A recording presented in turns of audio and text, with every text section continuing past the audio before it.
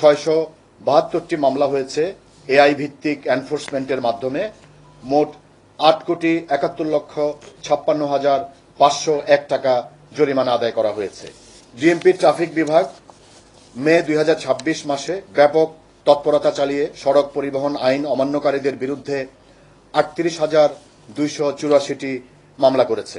এর মধ্যে 672টি মামলা হয়েছে এআই ভিত্তিক এনফোর্সমেন্টের মাধ্যমে। মোট 8,71,56,501 টাকা জরিমানা আদায় করা হয়েছে।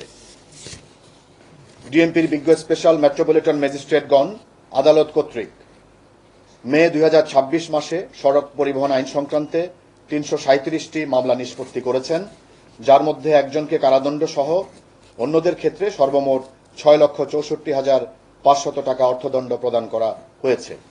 এছাড়া মে মাসে বিজ্ঞ স্পেশাল মেট্রোপলিটন ম্যাজিস্ট্রেটগণ কর্তৃক 5,209টি ফৌজদারি মামলা নিষ্পত্তি করা হয়, যার মধ্যে 5,953 জনকে বিভিন্ন মেয়াদে কারাদণ্ড প্রদান করা হয়েছে এবং সর্বমোট 22,65,400 টাকা অর্থদণ্ড প্রদান করা হয়েছে।